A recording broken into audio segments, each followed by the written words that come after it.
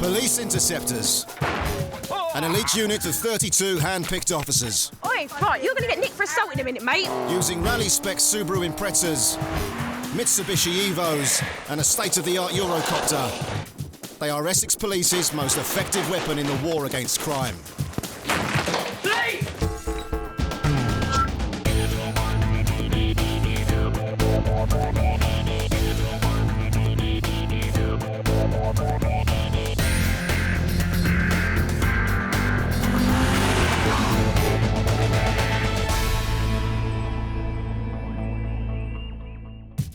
Coming up on Police Interceptors, the cops hit the ground running. Hey, stop! And a speeding vehicle reaches the end of the road. Yeah, QH99, crash. And this guy knows he's in trouble. At the moment, you're under arrest.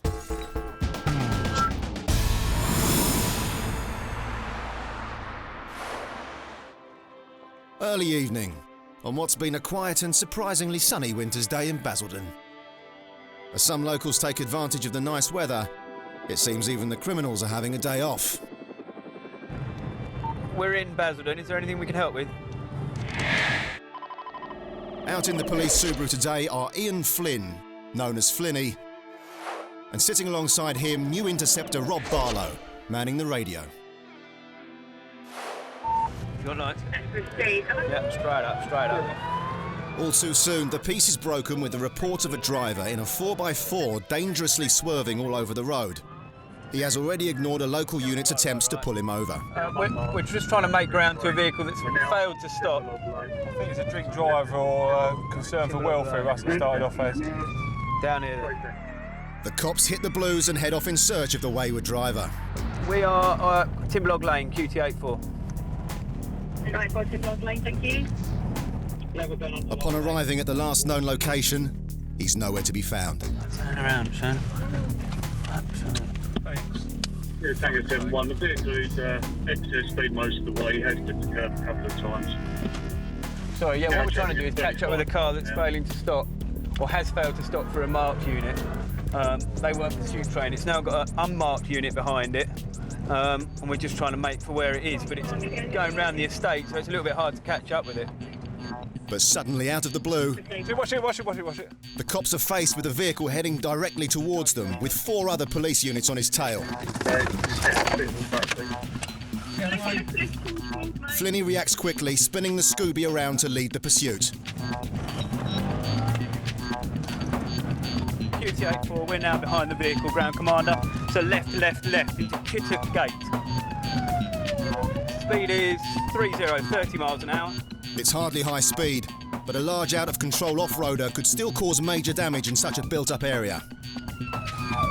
The vehicle is bulked by a slower moving vehicle in front, 10 miles an hour. Stop there. With traffic up ahead slowing the Shogun down, Rob decides to make a move. Go. He manages to smash the window, Hey, stop! but the driver's having none of it.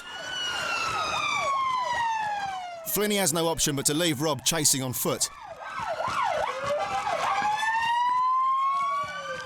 The situation has just become serious. Rob flags down another police vehicle, driven by new interceptor Emily Freeman. Go. It's her first ever pursuit. The cops cut their blues and twos in an attempt to calm the driver. I've jumped out because it was going so slow to try and reach in. Managed to put the passenger window in. As I pulled the door open to try and get in next to him, he's just driven off at speed, so... We haven't got a singer in this car. That's all right, we'll get him in a sec. I'm confident. With Sergeant Russ Jardine arriving in the Evo, that's 3 interceptor vehicles on his tail. But this is no ordinary pursuit. When Rob smashed the window, he noticed the driver was a middle-aged man in a suit. Clearly not your typical offender. And strangely, he is stopping for traffic lights. We'll go next to Russ, see what he wants to do. What do you want to do here? Not in that car. No?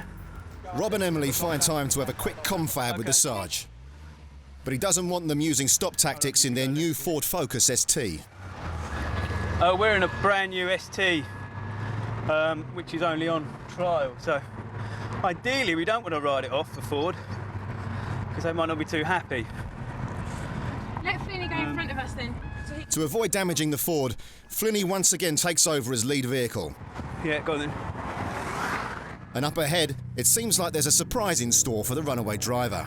Sounds like we've got a stinger set up just up here. With the copper further up the road ready to puncture the Shogun's tyres with the stinger, hopefully the pursuit can be brought to a sudden end before someone gets seriously hurt. Rob, careful. Bizarrely, the driver once again stops at the traffic lights, and once again, Rob decides to make a move. Maybe this time he's finally surrendering. Get out! Get out! Get out! Get out of the car! Get out of the car! But no, the driver again hits the gas, nearly dragging Rob along with him. No sooner has Rob got back in the car, the driver finally decides to call it a day. He's putting his arm out. Got his keys out! Go, go, go, go! The police quickly move in and nab his keys. The wild goose chase around Basildon has finally come to an end. Amazingly, everyone has escaped unscathed, including the police vehicles. This guy's got a lot of explaining to do, but he's keeping tight-lipped, and Rob thinks he's found out why. His teeth, he's left his teeth in the centre console. Does he want his teeth? What's happened, Rob? Well, originally it came in, I think, as a concern for welfare because the car was a witness called in to say it had been clipping curbs and what have you. We've all got behind it, it's carried on, not stopping. I've had opportunities to try and get to it where I put the window in. As soon as I tried to get in, he was off again. And the second time when I tried to get in this side, just grabbing the keys and he went off again, so I had to pull my arm out really, otherwise I'd get dragged along. And he's been arrested, I think, for drink driving and failing to stop. Job done.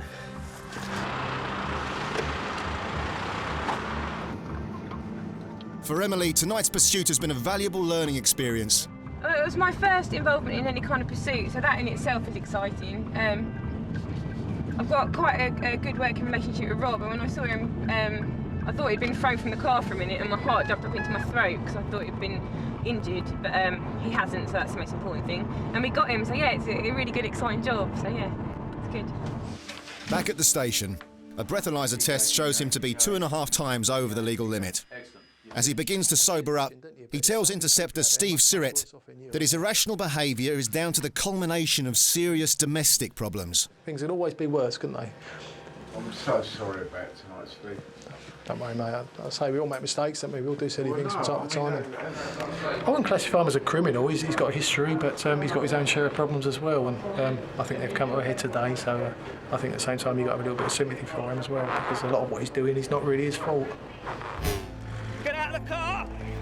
For what can only be described as a balmy night in Basildon, he later received an 8-week suspended sentence and was banned from driving for 3 years. Coming up, fuel thieves run out of gas. Got a diesel. Yeah, you stink of it. The cops pull over a dodgy ambulance. Does he have authority to drive a blue light? And the Interceptors get some new wheels. Best car I've driven since I've been a police officer.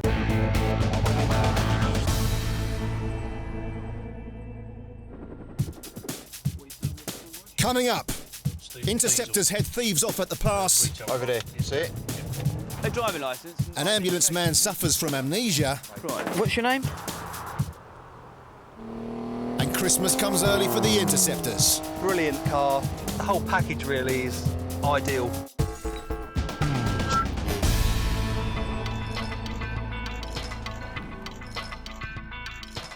It's all changed for the Essex Police Interceptors.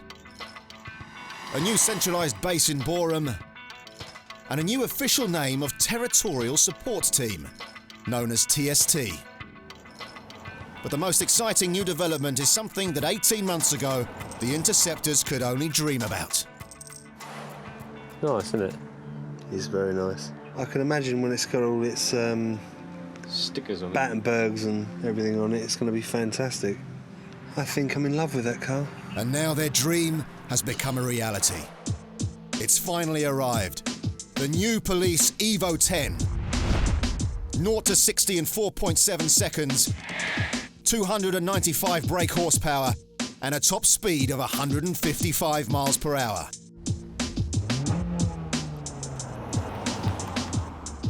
PC Sean Gurney is delighted with the new Evo 10. And he's in early to make sure it's his for today's shift.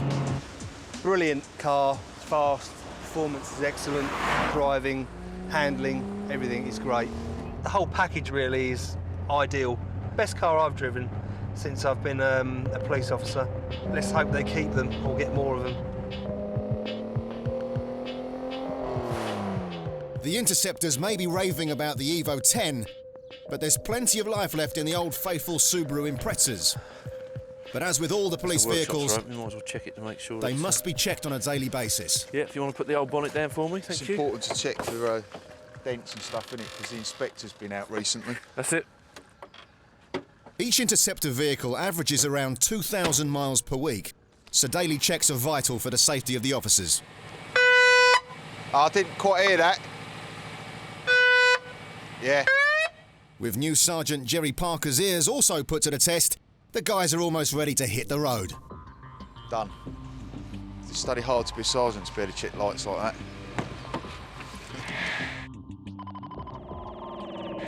Today, Jerry and long-time Interceptor Roger Watson are on patrol around the Basildon area.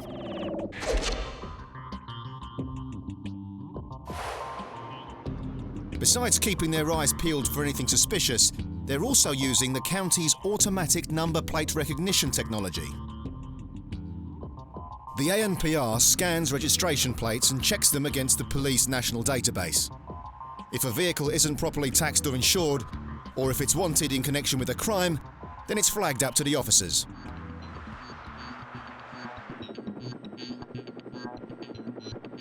News is just coming in of a VW Passat that has been seen funneling diesel out of a parked lorry. Oh, we made them around, but a white VW Passat, estate. There won't be, no. It's got, well, it is old, isn't it? And on my plate. The vehicle has activated ANPR at the Dartford River crossing, heading towards the M25. The Interceptors race to the area and park up on the bridge. It should be coming their way. Time to sit and wait.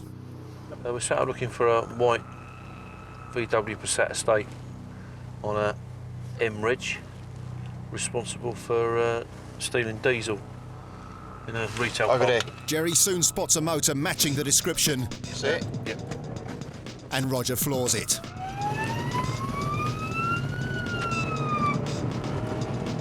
That's got to be it. There can't be more than one of them on the road. Intel has also flagged up that the car has been used in violent crime, and so may fail to stop. They need to catch up fast. If the driver makes it to the next junction, he could give them the slip.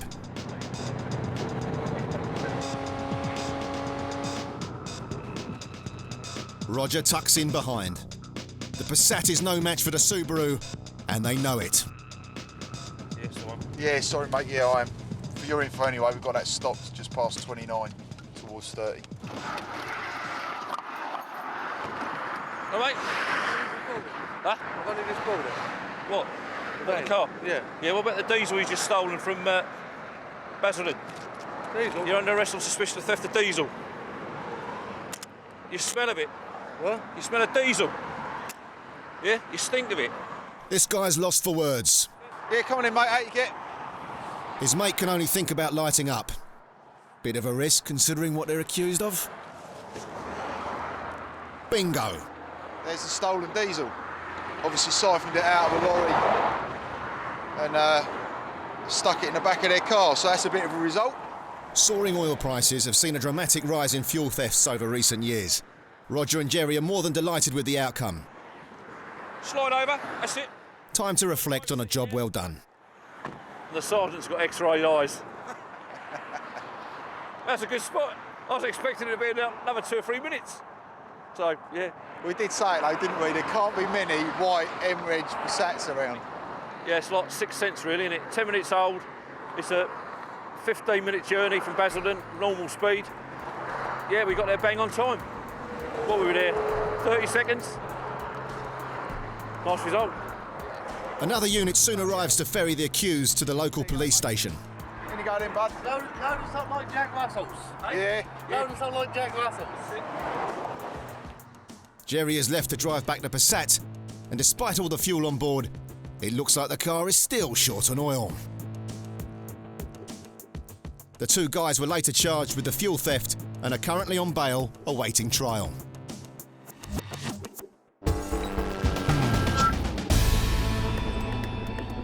Late afternoon on the outskirts of Brentwood. Rob and Emily are out in the unmarked Vectra. Intelligence has just alerted them about a suspected phony ambulance that's been seen outside an Ipswich hospital earlier in the day. Having just pinged ANPR cameras further down the road, Rob and Emily set out to investigate. We need to catch it before it gets to 29 in case we've lost it. We're looking for a car with real, like, Battenberg on the back of it. There it is. Okay. See it on the brow of the hill? Yeah, I see it. Just in front of that white van. They soon spot an emergency vehicle up ahead. But is it genuine or a fake? It's got an ambulance written on the back of it. Get onto Suffolk now while we're... Emily radios base for some help identifying the vehicle. Could you get onto Suffolk and just bottom out whether this is definitely, the ambulance or not? But before Suffolk can respond, the ambulance activates its emergency lights. Does he have authority to drive the blue lights? I don't know, it could be interesting. He's trying not to get pulled over, I reckon, maybe. It's a surreal situation. It's not often the cops are the ones following the blue lights. He's spotted us. He must have spotted us, and that's why. With both emergency service vehicles parked up, it's time for a chat. Hi, you all right? You all right? Is this your car? Sorry? Is it your car? It is, yeah. Your own private car, or...? No, I've got a service car. Oh, right. Have you got a driving licence and identification on you? I'm afraid. No, OK. You got no identification at all, not a bank card or anything with your name on it? I even know, despite so I pulled over because I had a call. I think there's been an accident on the call now. So he was on his way to attend an accident around the corner. So you work for the ambulance service, do you? I do, yeah. Oh, right. Right, what's your name? I'm afraid I can't say anything from the camera, I'm afraid. Why's that? Why's that? I'll have to speak to the back of the OK, vehicle. come and speak to me at the back of the vehicle then. He seemed strangely reluctant to give his name. Is there such a thing as an undercover paramedic? He said that he was going to an accident to possibly help out an ambulance, but cars, I've never seen a vehicle like this help an ambulance. It's normally like the solo paramedic cars, and they're completely different vehicles, let alone, he doesn't appear to have like the radio. It all seems a bit weird, really. So it's actually an ambulance, is it? Yeah, we do also some film work as well. Film work? Yeah. What film work do you do? It's mostly like the bill and EastEnders. Oh, right. Where's your first aid kit? If I choose TV work, that's all on set. So what are you doing in it today, this afternoon, this evening? Are you a paramedic? No, I'm a technician. To be honest, it's going down to be repaired at the moment. Because it's a problem with the front indicator at the moment, so that's being repaired now. Right, OK. So, he's a TV extra and an ambulance technician on his way to an accident with no medical equipment via the garage to repair an indicator. Right, I'm a bit confused, obviously I know you've been talking most to my colleague, but so basically you're a technician, yeah, so normally you'd work in ambulances and things like that? Yeah. Yeah? OK. It just seems a bit bizarre because normally you'd expect the back to be kitted out in some respect, wouldn't you? Time to establish some hard facts using the lantern, a mobile fingerprint device linked to the police database. What we're going to do, we're just going to quickly stick your fingerprint on this, just because obviously the report that we've had, we need to just bottom out that you, because you only don't have any ID, you have to just bottom out that you are who you say you are. All right? Okay. Let me take your right index finger. Right index. That one. That's strange. An ambulance technician who doesn't know his index finger. And when the result comes back, there's yet another discrepancy. Well, funnily enough, the details he's given me, he comes back on fingerprint as not as. How often is this wrong? Oh, this is it's fingerprints. It says here the respondent is high, so even if it's low, it's not normally wrong. But high means unless he's got someone else's finger. Let's see the height.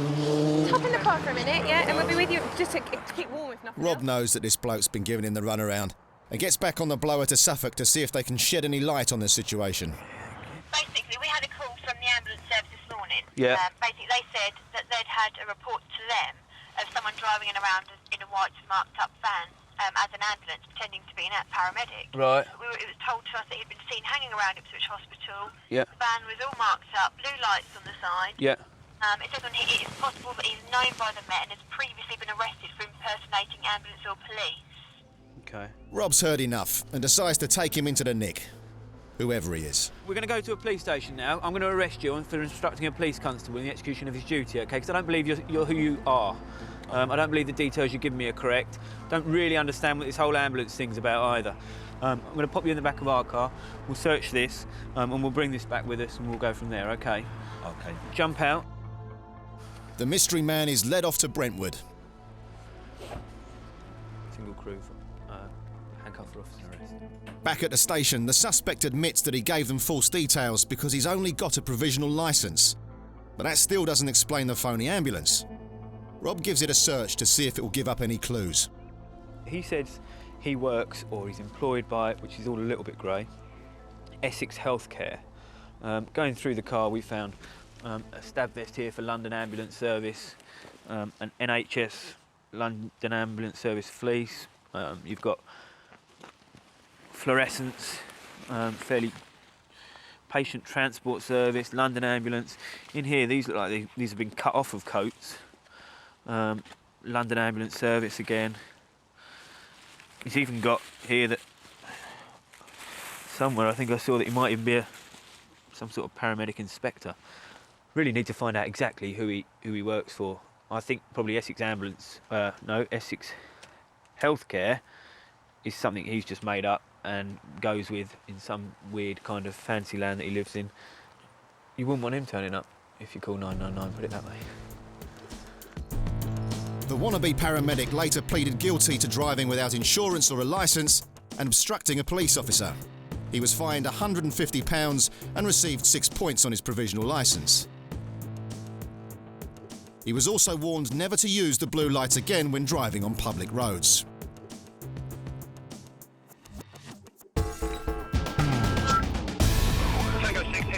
Coming up, car thieves head directly into trouble. He's attempted to go wrong side. An irate driver gets a bit shirty. Okay, goodbye. Thank you very much. I'm disgusted. And a drink driver walks a fine line. Wasn't very good, was it?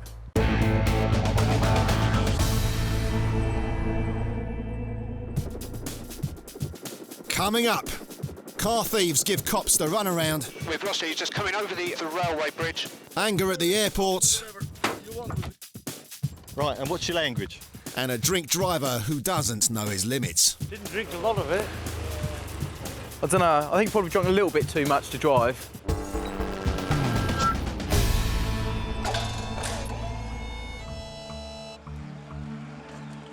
It's midday in Boreham, and the Essex chopper is preparing to take to the skies.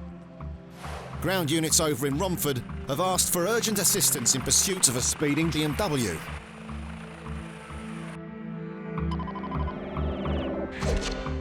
The state-of-the-art Eurocopter has a top ground speed of 162 miles per hour and is overhead in no time at all. Yeah, Downing is on. Okay, vehicle is now approaching the junction with Collier Road Lane, B174. Overtake, wrong side of the road. The police cars on the ground are taking no chances. Public safety is paramount. But the driver shows no such concern as they mount the pavement in their bid to escape. Yeah, we're then dropped off a little bit for the helicopter. Speed is 40 mile an hour at present. Their speed is way over the limit for such a built-up area. And it's not just pedestrians who are in serious danger. Oh, nearly to that bike out. Heading up to a junction, he slows down, but then defies logic by taking a right turn into oncoming traffic. He's attempted to go wrong side. Alert motorists are forced to slam on the brakes as he desperately weaves his way through. Okay, wrong side roundabout. The maniac then takes the busy roundabout anti-clockwise. Tango 6, we're approaching from the direction of the A12. Left. It's down left. On St Andrews Road. Back on the correct side of the road, his luck is about to run out. It's a dead end. Decamp. 99, decamp at the bottom of St Andrews Road. The two suspects leg it across the busy dual carriageway. We've lost it. He's just coming over the underneath the railway bridge on the side of St Edward's Way. Underneath the underpass. Yep. Right, they've now gone under the underpass, which is heading towards Waterloo Road. They're now becoming desperate, climbing a barbed wire fence and heading downstream. Okay, no, we've got a stream going through behind the industrial estate. They've just gone into that off-bridge close. The cops are closing in. Back under the railway. The other one? In front of him. The one in black's in front of the one in white. Yeah, they're under the bridge. Under the bridge. It seems they found the perfect hiding place. But the choppers going nowhere. They soon show their faces. Ah, there they are. They're still under there. They're still under there. Chris. They're still under there. Right? They're still under there. If you get that bobby to go in there, they're under there. The chopper guides in the ground forces. But suddenly they're nowhere to be seen. Tango 6, we've had Met officers come through the viaduct tunnel and they've emerged this side with no trace. It turns out there are other tunnels under the bridge, and the U's have used one to escape. The 85 to 99, to the best of my knowledge, this tunnel comes out about half a mile from your left-hand side. There's little more the helicopter crew can do. It's a frustrating end, but their work didn't go to waste. The suspects were later caught, and the chopper footage helped to convict them. Both were sentenced to 16 months in a youth offenders institute.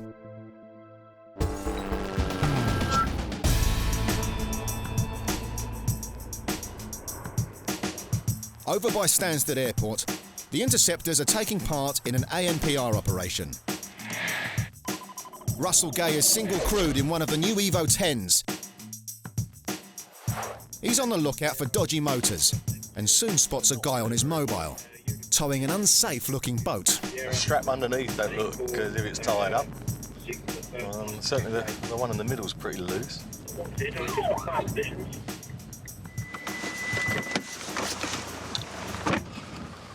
He jumps out for a quick inspection of the van and trailer and a chat with the driver. All right, do you want to jump out? Yep. Yes. I've stopped you for a couple of reasons. Okay. Talking on your mobile phone, number one. Also, your windscreen's cracked. Yes, I know. Well, so why are you driving it with a really badly cracked windscreen? Is it really badly? Yeah. Is it illegal to drive like this? Yeah. Well, close the camera, please. The driver questions Russ's judgment, but the crack is way over the legal limit. You're allowed that, the view on that side. Okay. And you're allowed that on that side. So what action should I do? Should I just abandon the car? I shouldn't drive it? Or Yeah. I should replace it ASP? No, you can't drive it. As soon as you crack the windscreen as badly as that, as soon as you get home, the first thing you got to do is... Exactly, but Yeah. it just happened now. No, This it didn't just happen now. I can see that it's been there for a while because of the types of crack that it is on there. Russ has caught him out telling porkies, but the driver's got an honest explanation for why he hasn't had it fixed. But some people, unfortunately, don't have the time and are not as sad as some people to have all the time, oh, windscreen is cracked today, straight away let's go and swap it. The problem is that you don't know, the reasons behind why it's an offence. It's not only, a problem with the view, but because it's called a bonded windscreen. This is bonded here, so that is part of the structural integrity of the vehicle. Because if you're involved in an accident, it's not going to crumple in the correct way, because this is what we call a bonded windscreen. So, it needs fixing immediately, but the driver's on a tight schedule. The thing, I'm going to Italy. 5:30 I have to be at Port Ramsgate. What do I tell them? You're not going to be there at all unless you get the windscreen sorted, because I've just explained to you what the score is. Number one, it's visibility, and number two, it's structural integrity. He can't drive hundreds of miles with the windscreen like that, and there's only one way for Russ to make sure he gets it fixed. So I intend now to issue what's called a prohibition notice to the vehicle, which will now prevent you from driving the vehicle until that's sorted out. So you're going to have to get a windscreen company to come and sort your vehicle out. You arrange now, do whatever you want with it. Right, and what's your language? The thought of missing the boat has got the bloke riled. He needs to belt up. I'll issue the forms. Russ lets the outburst slide, but the driver hasn't finished exchanging pleasantries. All right, okay, that's it. Thank you very much. Okay, goodbye. Thank you very much. I'm disgusted. Have a miserable life like you're supposed to, sir. God almighty. Ticket written, explained and issued. Now Russ can get back to looking for iffy motors with the ANPR. Okay, today we're at Stansted just doing an ANPR operation here. But look who's back. At least this time he's on foot. Hello, sir. Can I talk to you? Go on. I took your advice and I gave a call to all the companies around here who do replace or repair the windscreen, and they said it's not possible. The earliest one is tomorrow. Okay, well, unfortunately then you're going to have to, you can't drive on the road, you're going to have to call a breakdown truck to come and collect your vehicle. I called them and they won't come. They will come. Because, well, they said you're not a member of AA, they won't come. Have you got any telephone numbers, please? Here we go. With the guy finally sorted, Russ can crack on with the ANPR operation.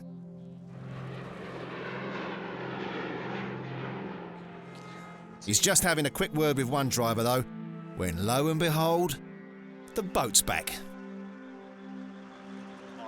Russ is not going to be best pleased to see the driver back on the road, just minutes after he gave him the prohibition notice. Why are you driving the vehicle? I'm driving the vehicle to go to Italy. No, you can't. You've got a prohibition notice, and it says quite clearly on there, you can't drive it until the defects are rectified. Right. That means you ain't driving it. You're arresting me? I am arresting you now. Okay. All right. Some people just won't be told. And this stubborn driver's road trip to Italy is now taking a detour via Stansted Nick. The man eventually accepted a fixed penalty notice for driving the vehicle under prohibition. He did, however, miss the boat. That's still at the compound along with his van. He has yet to collect either of them.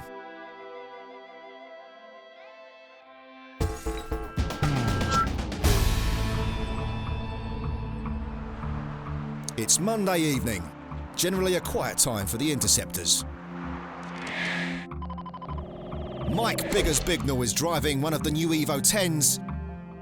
Sitting beside him for the evening is new Interceptor Andy Donaghy. The shift has only just started when control reports news of a car crash only a few miles away.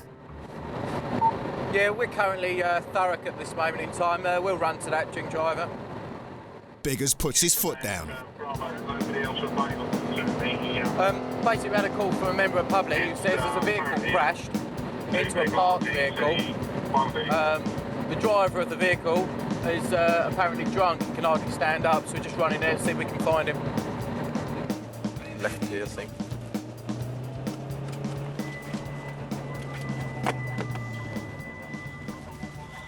It seems the driver of an Audi A3 was only metres from home when he crashed into a parked car. Luckily, no one was hurt. Whatcha? All right, mate. How you doing? Yeah, getting out. Excellent. You put your cigarette out for me. Yeah, no problem, mate. The driver is still on the scene and looks a little worse for wear. Excellent. What's your name, my good man? You stink of alcohol. How much have you had today? 4, 5. 4 or 5 pints. Right, anything else? Do you normally drink? Yes. You do? Would you class yourself as an alcoholic? Not quite sure, but I'm debating the point. Right, okie dokie. 4 or 5 pints today. Anything, shots or anything like that? Right, okay. What I'm going to do with you very, very quickly is do a couple of tests. All right? Right, yeah, fine. What we'll do is we'll use a line over here. So if you follow me. With no breathalyzer in the car, Biggers is going to test him the old-fashioned way. What I want you to do, very quickly. You want me to go across? No, what I want you to do is stand with your feet like that. Just put your left foot on the line first for me, on this line here. No, all right? No, that's all right. No. Just do it facing me. All right? And then what I want you to do is 9 heel-to-toe steps along the line. I'll demonstrate for you. Yeah, like this, right? With your arms down by your side, just walking down the line for me. Like that. Okay? Go on. Let's see if he can walk straighter than he can drive. Evidently not. Wasn't very good, was it? No. Right. He's failed that, but the next test is pretty straightforward. Right. All I want you to do is bring the tip of your finger and you'll do that. And then I'll say left and you'll do that. So feet together, with your toes together. Here we're going well, aren't we? Right, I'll tell you what, we'll forget the toes together a bit. Go on, give that a go. Put your arms up like that. Just like, no, like this, like I said to you. Right, tilt your head backwards. Right, shut your eyes. Right, shut your eyes. Your right hand. Yep, that'll be your right hand. I need you to bring it up to your nose like I told you to. Yeah, sorry, mate. Right. Yep. Right. And your left. Right. Okay, and your right again. Right. At the moment, you're under arrest. All right? For being unfit through drink or drugs. You understand that? Come and take a pew on our car. The bloke is in for a major hangover in the morning, but that's the least of his worries. Is it your car, mate? It's a company car. Company car. Ouch. That's going to be a painful conversation with the boss. And Andy has now discovered more damning evidence in the car. Didn't drink a lot of it. I don't know, I think probably drunk a little bit too much to drive. By the looks of that. I've done a very brief preliminary impairment test. We'll do a proper test back at the police station. Unfortunately, we haven't got a breath box with us today that I'm aware of. So we'll have to take him down to the police station, but he clearly is drunk. I think Andy's found quite a bit of vodka in the vehicle as well. Looks like 1.5 litre bottle. There's a fair proportion of it gone, so he's clearly intoxicated.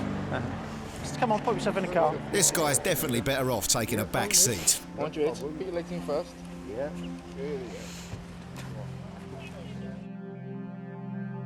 Back at the station, he was found to be nearly 4 times over the legal limit. He later pleaded guilty to drink driving and was banned from the road for 2 years.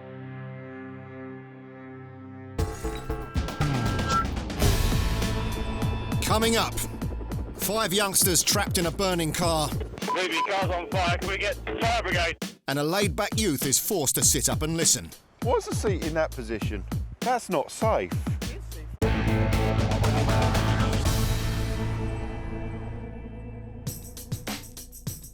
Coming up, Grant doles out a lesson in road safety.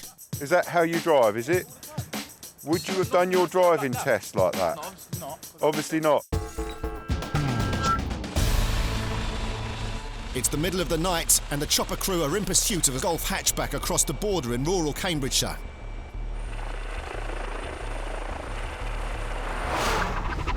Yeah, QH99 is overhead. We are recording. Within minutes, they have the vehicle in their sights. He's showing no signs of slowing down as he speeds dangerously towards a residential area, cutting corners on the opposite side of the road. That's past 22 clearly marked 30 mile an hour speed sign, still travelling 70 miles an hour.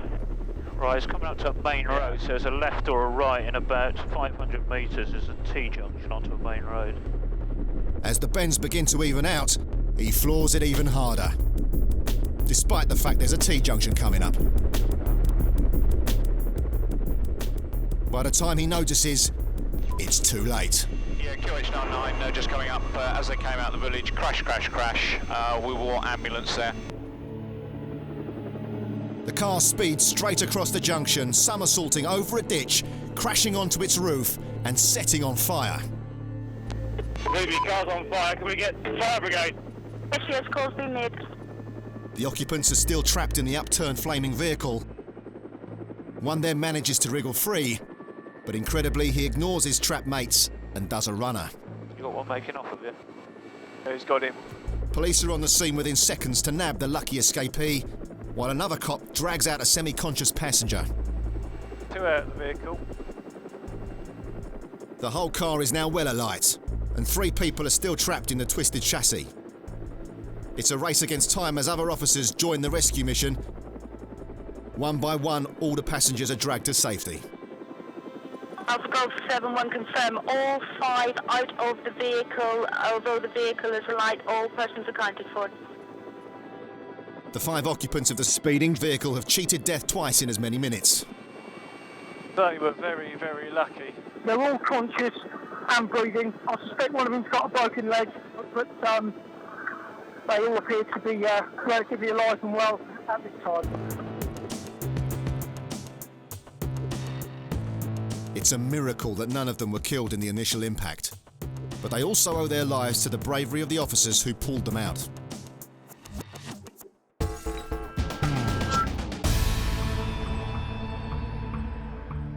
It's just gone midnight, and Sean Gurney and Grant Snow are out on the graveyard shift. Grant is driving the Mondeo. Sean is keeping lookout. They soon come across a Ford Focus with some maintenance issues. This one here's got a brake light out and his reversing light held on. Grant signals him to pull over. I didn't necessarily mean for him to stop in the middle of the road. I thought he could pull into the bus stop on the left. They jump out to have a word. Showing a white light to the rear is an offence. Okay, that's why we've stopped you. You've also got another light out. See that there? Yeah, I know about that. That's going in for full service. Why are you driving it about then? I'm going McDonald's because my girlfriend lives close. I'm going McDonald's to get something to eat for me and her. Control, can you repeat that, please? He's only nipped out to pick up a romantic burger for his missus, but Grant's more concerned with the lad's side lights than his dinner date. The bulb that's in there has got 2 wires in it. Okay. One wire is your side light, the other one is your brake light. Okay. Same as this one here, you see, look, that is the side light on. Yeah, so that's side light, and then when I put the brake on, wait, look at the light, yeah, side light, brake light, yeah? Yeah? Have you got any other faults on the car? No, that's it. Oh, my airbag, that's it. Your airbag? If it's getting done tomorrow morning. What's the airbag fault? The dodgy lights and airbag aren't the only problem. Why's the seat in that position? That's how I sit. That's not safe. It's safe. I put my It's not safe. Not at all. If you were to wear your seatbelt properly, that would go straight across your neck in that position. But I sit up. That's why you saw me anyway. Right. But the whole point of a seat is that you sit upright in proper control of the vehicle. Just come round here and sit in the driver's seat for me. I'm quite interested by this. All right, okay. Grant decides to give the laid-back motorist a crash course in driving posture. Okay. Hold the steering wheel like you were normally driving. Is that how you drive, is it? Would you have done your driving test like that? No, obviously not. Obviously not. Right. You've just answered the question then, haven't you? You've just answered the question yourself. They wouldn't pass you on your driving test if you were laying down in the driver's seat with one hand on the top of the steering wheel, because you're not in proper control of the vehicle. So on a night when it's freezing cold and the road has got ice on it, you continue to drive like that. Put your seat up properly. I just did it. That's not properly, that's still tilted way back, isn't it? A lot higher than that. Higher? More. Yeah? That's probably about right. Wow. That's totally different, isn't it? Now put your hands on the steering wheel. It's too much, man. Why is that too much? It's cramped. The whole driving position, you put your hands on that steering wheel, you're supposed to have a bend in your arms, aren't you, and hold it at the 10 to 2 or quarter to 3 position. Yeah, go like that. Yeah, Right. I did pass the test 2 years ago. Yeah? Why did the airbag go off? Hit the side of my wheel. As you can see. What, you that's drove the into something, did you? Yeah, that curb over there. Oh, you drove into the curb. So if you were sitting upright Yeah, in proper control of the vehicle, that probably wouldn't have happened, would it? No, and it was an icy road. So There's a lesson in there somewhere if he looks hard enough. The other thing is, I've noticed that warning light. Yeah, that's my engine management. That's your engine management light. So why is the engine management light on? Lambda sensor. Right, so your vehicle's not running properly, is it? Yes. So what can be resolved now? What can be resolved? You drive sensibly. Yeah. I'll give you a second chance. I appreciate that very much. Be careful. Thank you very much. Cheers, good night. It's this lad's lucky day. Grant's let him off with a warning, and now he can finally head off for his happy meal. He's a wally, isn't he? Did you see the seat position? Yeah, but it's okay because I just want to get at McDonald's.